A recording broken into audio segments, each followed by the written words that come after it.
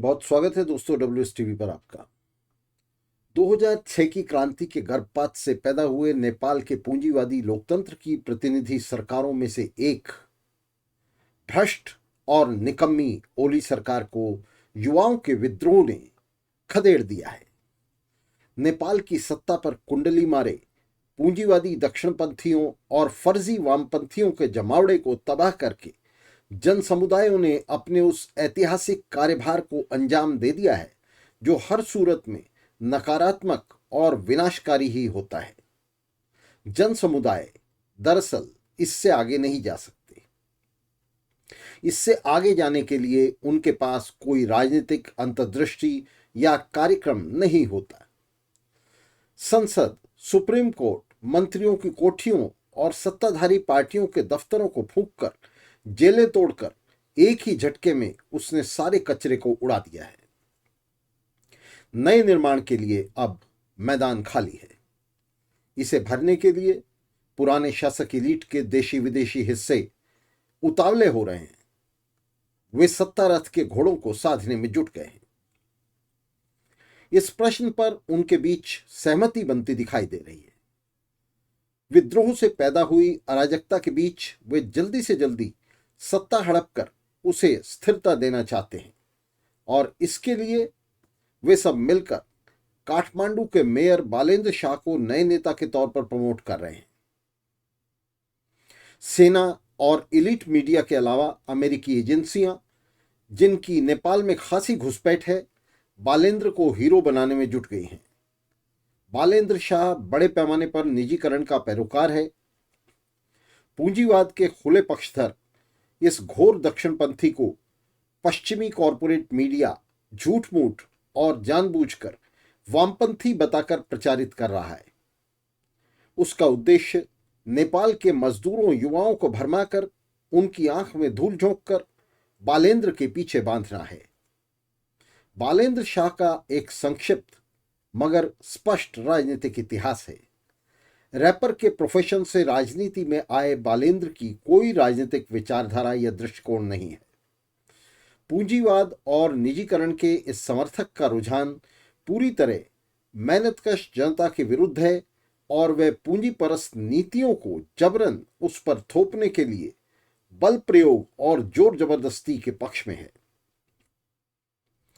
2022 में काठमांडू शहर का मेयर बनने के बाद उसने काठमांडू नगर निगम में बड़े पैमाने पर निजीकरण किया।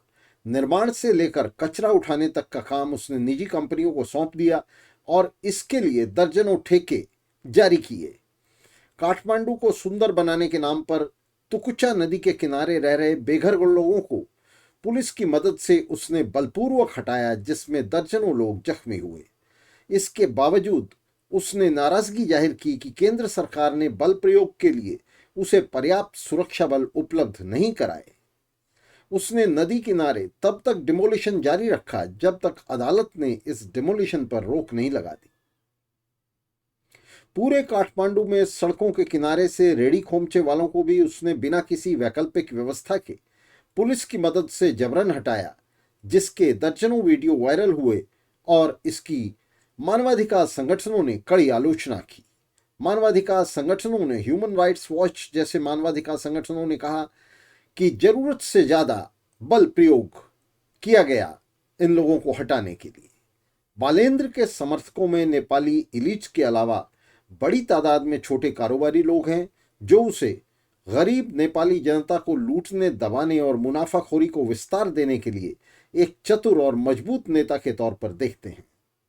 संकीर्ण नेपाली राष्ट्रवाद को हथियार बनाकर बालेंद्र ने नेपाली युवाओं के बीच भारत विरोधी भावनाओं को जमकर कैश किया है और उन्हें भारत के विरुद्ध उकसाया है। इस जहरीले राष्ट्रवाद को टैप करते हुए उसने काठमांडू में भारत की फिल्म पर भी बैन लगाया था। बौद्ध मत के समर्थक बालेंद्र ने नेपाल में धार्मिक भेदभाव और सांप्रदायिक असहिष्णुता को भी प्रमोट किया।